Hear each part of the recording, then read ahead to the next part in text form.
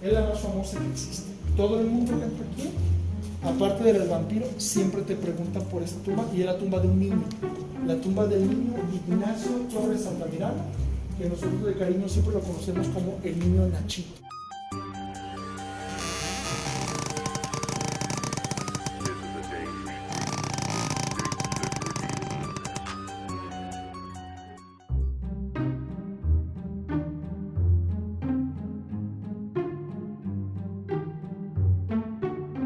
Vamos a contarles un poquito, ojalá que les guste este lugar. Es un lugar muy antiguo. Este lugar se comienza a construir en 1843, tardan 5 años en construirlo. 1848 se inaugura, y el panteón es obra del arquitecto Manuel Gómez Ibarra, que es el mismo arquitecto que hace las torres de la Catedral para Guadalajara y la cúpula del Instituto Cultural Cabañas. Podríamos hablar, sin temor a equivocarnos, tal vez, si no del arquitecto más grande en toda la historia de Jalisco, uno de los más grandes, porque también está Luis Barragán, que es punto y aparte. Está sepultado en la rotonda de Jaliscienses Ilustres, pero es un lugar, créemelo Gustavo, histórico como pocos este cementerio, el único cementerio turístico que tenemos en Jalisco, y pues te repito, uno de los más famosos que hay en la República Mexicana. Las tumbas que tenemos aquí en la pared, podríamos llamarle nichos, gavetas, es correcto cualquiera de los términos, no hay ningún problema por esto. Y el cementerio cuenta con 2 corredores. Este, en el que estamos parados nosotros, es el corredor que está apuntando hacia lo que viene siendo el poniente, y hay otro al fondo que es el corredor norte, como nosotros lo llamamos en ese sentido, que lo vamos a conocer un momentito más. Te los voy a invitar a que sigamos avanzando. Vamos, pues ahora sí que le vas paneando para que vean las tumbas, para ver el lugar, y les vamos mostrando pues algunas de las leyendas más famosas que tiene este cementerio. Impresionante el lugar, impresionante. Sí, es un lugar muy interesante. La verdad es que, gracias a Dios, siempre hay gente muy recomendable. Y pues es digamos que un atractivo vulnerable turístico. Es el Museo Fantasma de Belén. Estas 2 tumbas que hay aquí, en lo particular, son muy interesantes. Pertenecen a personas extranjeras, ya sea Johnston y Jim Jones. Ellos nacen en Paisley, en Escocia. En ese tiempo ellos llegan aquí a América, conocen Guadalajara, se quedan allí para siempre en la ciudad. Y los años que estuvieron aquí fueron gente muy caritativa, gente que siempre hizo mucho por la ciudad, ayudar mucho a los pobres con cobijas, con comida, con agua. La leyenda aquí nos cuenta, mi estimado Gus, que al morir estas personas, las personas venían aquí a seguirles pidiendo favores. Se le conoce como los escoceses milagrosos. Es impresionante todo lo que ves aquí, pero esto lo trae a diario a la gente para pedirles pues algún favor en especial. Puede ser de cualquier índole, siempre y cuando cumpla 2 requisitos: sea con mucha fe y no sea para perjudicar a otra persona. Siempre que sea de todo corazón. Se dice que Joseph Johnston y Jim Jones, los llamados escoceses milagrosos, te lo van a conceder. Y es posible, ¿no? Con fe todo es posible, ¿no?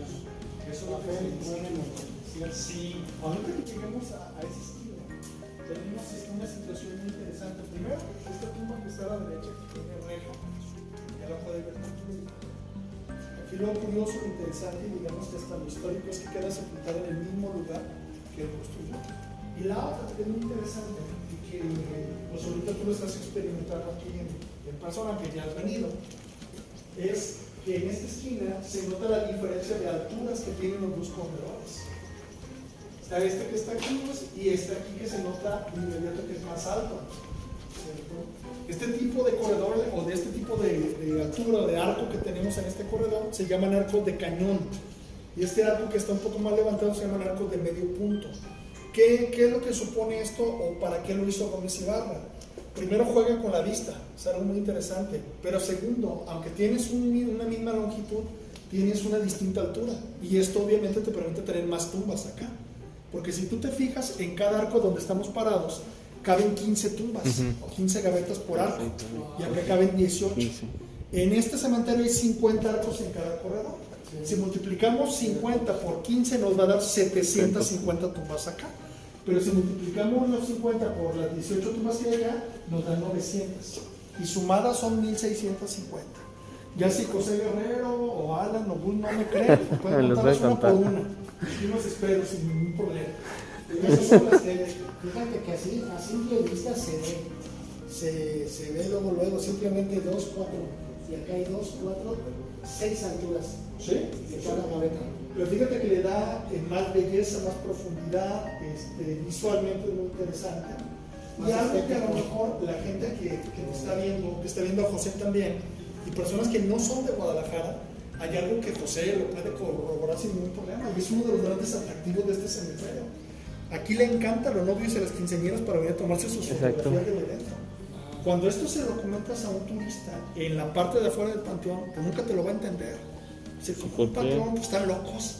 Pero ya que lo conoces por dentro, la belleza arquitectónica del lugar es Así es. impresionante. Por eso es que aquí las fotografías son simplemente espectaculares en este lugar. Esa es la palabra. sí Inclusive, está, ¿eh? hablando de este tipo de situaciones curiosas y para la gente que los está viendo de fuera, tenemos aquí este mausoleo que está atrás, este que está aquí delgadito, alfito que está aquí, ese que están enfocando en este primer plano ahí, exactamente ese que tienen ahí, el que tiene arriba que parece como un taponcito.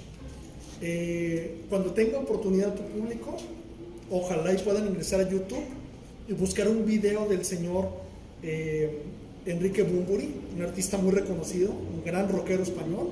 Se llama Los Inmortales el video, y el video está grabado en esa zona del Panteón de Belén. Aquí grabó Enrique Bunbury ese videoclip. Lo van a ubicar cuando vean ese video y vean sus tomas, exactamente ahí se grabó el videoclip de Enrique Bunbury. Y al caminar por este pasillo podemos darnos cuenta pues, primero de las diferentes características arquitectónicas en los sepulcros, unos muy pequeños, otros más grandes, y algo muy importante que no comenté, Gustavo: este panteón fue de gente rica, solamente de gente adinerada. El panteón tuvo otro patio de gente pobre, y ese patio ya no existe. Estaba al fondo, donde se alcanza a ver una torre moderna, la torre de especialidades. Ese era el patio de la gente pobre, ya no existe, solamente queda que era la parte de los ricos. Eso es evidente al ver nada más por las tumbas. Y al caminar por este pasillo, llegamos al menos a lo que yo en lo particular considero que es la gaveta. Parece que esas son las tumbas que están en la pared, gavetas o nichos. La gaveta más hermosa que existe en este panteón, y es esa que tenemos aquí, la del joven doctor José Castro. Una belleza de verdad. La tumba está replicada o está copiada de otra que se encuentra en Grecia, en Atenas. Aquí lo interesante, podemos ver que le traen muchas ofrendas a este señor. Él fue un doctor muy joven, pero muy enfermizo, porque él desde que nació prácticamente no desarrollaba defensas. Era una persona muy propensa a las enfermedades. Si tomamos en cuenta que en ese tiempo había muchas epidemias, fue muy complicado para él. Muere a los 29 años de edad, pero se dice que él ejerció como médico de los 16 a los 29, 13 años. Los 13 años que él ejerció los dedicó siempre a hacer el bien. El hombre no cobraba la consulta, la poca medicina que existía la regalaba a la gente pobre. Y por eso es que muchas personas vienen aquí a pedirle favores de salud. Pero lo interesante de esto es que él tuvo una hermana, una madre y un padre. Si nosotros observamos las figuras, podría coincidir con la familia. Y si tomamos en cuenta que el origen de la tumba está en Grecia, mucha gente lo interpreta como de que está la familia representada como griegos porque allá se originó o allá está la tumba original. Pero aquí lo interesante es que lo que estamos observando es un cúmulo de símbolos, porque no son seres humanos en realidad. Esta figura, que muchos podrían interpretar como la hermana de José, realmente representa el vigor y la juventud perdidos, que con su muerte pues se sumaron para siempre.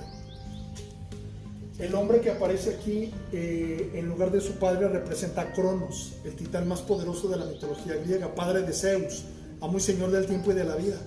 Si observan con atención, señala un obelisco, pero si ustedes lo recuerdan, los obeliscos terminan siempre en forma de pico, punto pirámide, son muy altos, y este está quebrado. Representa que Cronos en ese momento cortó su vida, o era su momento de morir. La figura central, más que a su madre, representa el sufrimiento más horrible de un ser humano, perder a un hijo o una hija. Y hay un elemento muy interesante, el árbol. Es un sauce llorón mexicano, único en el mundo, solamente se da en este país. Si lo observamos, está mutilado y herido. porque representa la vida terrible de José por sus constantes enfermedades en su corta vida. Pero aquí el dato histórico, que se los comparto, mucha gente no lo sabe, es esta firma que tenemos aquí. M. Islas, Manuel Islas, el mismo escultor que hizo la tumba del presidente Benito Juárez, que está en la Ciudad de México. Un genio, un hombre que en su momento fue considerado el mejor escultor que había en la República Mexicana. Él nació en España, se puede comprobar por la forma en que escribía México, con J y no con X, como yo lo hacía en ese tiempo.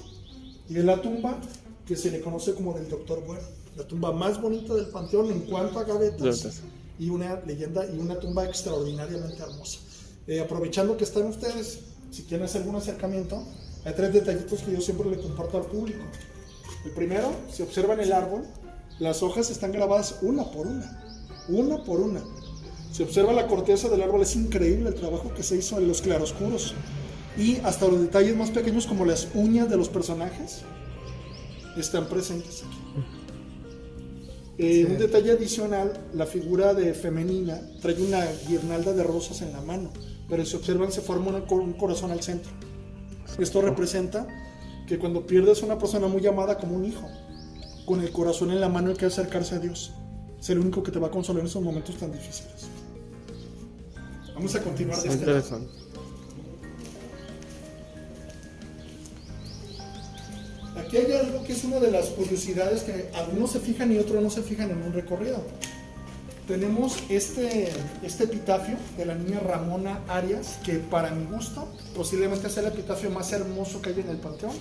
El epitafio, recordemos que es lo que se le escribe a una persona difunta, y pues este epitafio lo que dice es: era preciso que la dura parca tu preciosa existencia destrozara, era preciso que de virtud era fuiste modelo y no debías durar. Y puesto que Dios en sus arcanos ha dispuesto quitarnos tu consuelo, vive dichosa y feliz en el cielo, que a nosotros nos toca llorar. Pero fíjense en algo muy interesante. Aquí hay una abreviatura que realmente lo que significa es doña. Y eso llama la atención porque estamos hablando de una niña. A la niña Doña Ramona Arias. Cuando la gente escucha eso dicen: oye, pero ¿cómo que doña? Pues, ¿estaba casada la niña o qué? Aquí hay una situación muy interesante, y es que el don y el doña, que prácticamente es el mismo significado, aunque se escriba distinto, porque son pronombres femenino y masculino, de la misma palabra, realmente lo que significa don es de origen noble, y lo mismo aplica para doña, de origen noble, le repito, aunque se escriba distinto, el significado es el mismo. Por lo tanto estamos hablando de personas ricas, de personas de un origen económicamente alto, y eso es muy interesante porque lo que diría es: a la niña de origen noble Ramona Arias. Eso es lo que significaría un don o un doña en la tumba de un niño o de una niña. El Panteón de Belén lo manda a construir la Iglesia Católica, y en la religión católica hay algunos ritos que no han cambiado. Uno de ellos es que cuando muere una persona y vas a sepultarlo, primero hay que hacer una misa de cuerpo presente. Y este lugar, esa puerta que van a ver en un momento más, fue la capilla o el ingreso a la capilla donde se oficiaba la última misa de cuerpo presente. El lugar está vacío, se puede comprobar fácilmente con el eco, que espero se escuche perfectamente bien en el audio, pero suena obviamente como un lugar vacío. En su momento, cuando funcionaba, pues el lugar estaba abierto, se oficiaba la última misa, sacaban el cuerpo, o los cuerpos, si eran varios, para sepultar ya sea en corredores o ya sea en el patio. Y en esta zona donde estamos hay una tumba muy interesante, la vamos a poder apreciar aquí. Si observamos en el segundo arco, la última tumba tiene portavelas. Si observamos la tumba que está abajo, es una tumba de marco de madera. Esa tumba de marco de madera es la única que existe en este cementerio que tiene los restos de un expresidente de la República Mexicana, los restos del licenciado José Justo Corro, que fue el segundo jalisciense que fue presidente de México. El primer jalisciense que ocupó ese cargo fue Valentín Gómez Farías, y él fue el segundo. Está sepultado aquí, en este cementerio. Es algo muy, pero muy preciso para todos nosotros. No importa dónde te escondas, algún día la muerte te va a encontrar. Aquí esperemos que por medio de los teléfonos, por medio de la transmisión, se pueda apreciar algo muy interesante, un efecto muy interesante. Pero nos vamos a acercar a la escalera. Y me gustaría, espero no se tropiecen, si pueden ir enfocando hacia el pico y caminando, sin dejar de ver el pico y caminando, van a notar algo muy curioso. Vamos a acercarnos a la escalera, así con esa toma que trae, viendo hacia el pico. Vamos, aquí está parejito, no pasa nada. Y si se paran aquí junto a la escalera donde estoy yo, te vas a dar cuenta que conforme te vas acercando el pico se va viendo más pequeño.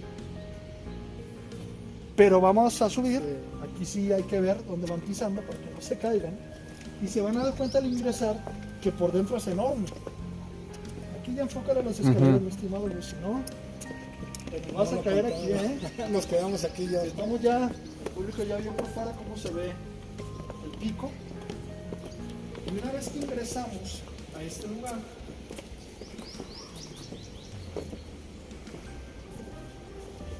nos damos cuenta que por dentro es enorme.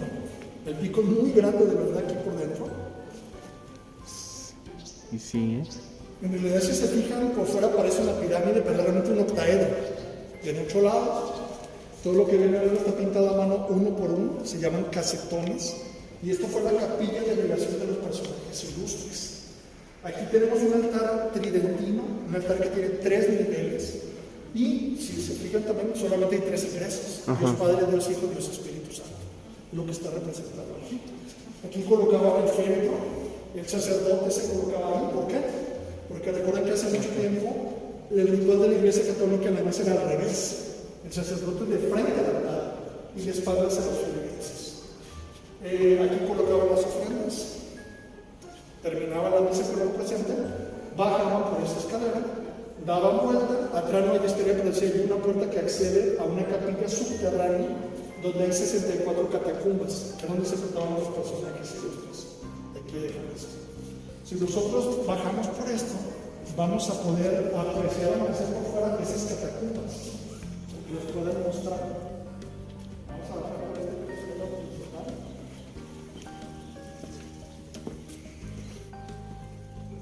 Y aquí hay una vista también muy bonita, es el panteón, mucho, muy bonito. Que aquí se aprecia la entrada. Así es. Y su alrededor. De hecho, es el ingreso, es el pasillo principal, que lleva aquí a la rotonda.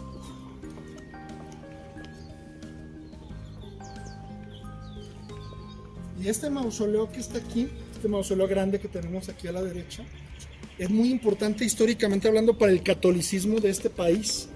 ¿Por qué? Porque pertenece a la familia Rivera, la familia del primer cardenal que tuvo México y Latinoamérica, que fue José Garibi Rivera, de origen jalisciense, por supuesto.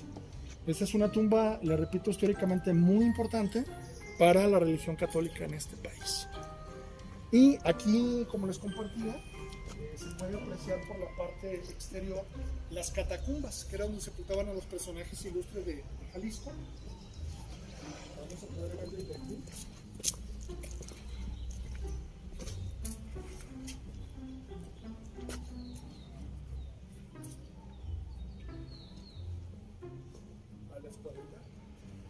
Hay una bandera nacional que tiene muchos años aquí, porque obviamente esto no solo tiene pues un aire, pues ahora sí que funerario, sino también patriótico, por lo que estas personas hicieron aquí por Jalisco.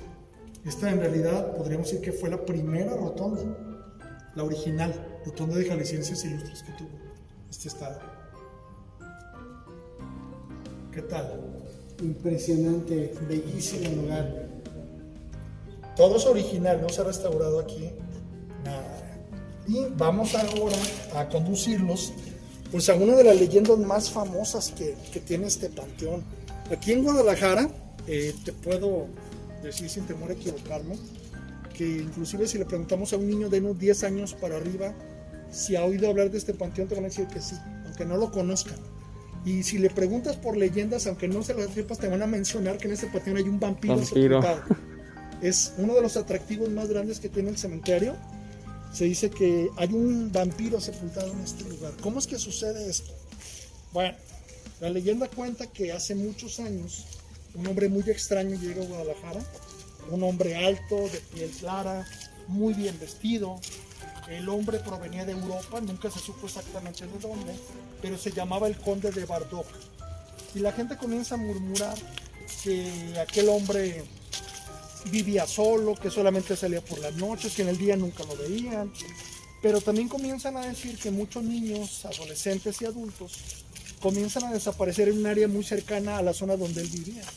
Al día siguiente los encontraban muertos, sin una sola gota de sangre, con 2 incisiones muy profundas en su cuello. En pocas palabras, con todas las características que hemos visto en novelas y en películas sobre vampiros. La gente comenzó a hablar sobre vampirismo, decían que ese hombre era un vampiro. Aún sin alguna prueba contra él, lo capturan con una red, lo traen a este lugar. Se dice que aquí le causan una muerte espeluznante. Es bien sabido que en la mitología sobre vampiros, se dice que una forma muy segura de acabar con estos seres es una estaca de madera atravesando su corazón. Pero como estamos en un cementerio, pues aquí no hay estacas. Cortan la rama de un árbol, le dan filo con un machete. De ahí nace una estaca que le encajan en el corazón tan profundamente que se dice que inclusive la punta le sale por la espalda. Es decir, quedan parados de lado a lado. A la hora en que sepultan a esta persona en una tumba no recién abierta, sino que todavía tenía capacidad y estaba mal sellada, por razones lógicas, la punta de esa estaca queda en contacto con el suelo. Y la leyenda dice que a partir de ese momento, esa estaca comienza a enraizarse, comienza a crecer con el paso del tiempo, a envolver lentamente el cuerpo y la tumba de este hombre, hasta que pues, se transforma en este misterioso y enorme árbol que tienes aquí a la izquierda. Que si nosotros lo apreciamos desde este lado, vamos a notar algo muy, pero muy curioso. Primero, quizá el público que están siguiendo en esta transmisión, pues ya se dio cuenta primero que es el único árbol enrejado que hay en todo el cementerio. Y si nosotros vemos ese árbol desde este ángulo, desde aquí, desde esta izquierda, nos vamos a dar cuenta de otra curiosidad. El árbol no es redondo, el árbol es rectangular. Se aprecia en toda su esplendor. El árbol es completamente rectangular, no es un árbol circular. Lo más curioso y lo más increíble, y te juro que es verdad, Gustavo, hay una tumba dentro del árbol. Inclusive hace como 15 años todavía se alcanzaban a ver fragmentos de la tumba, a simple vista, pero el árbol creció y ya la cubrió.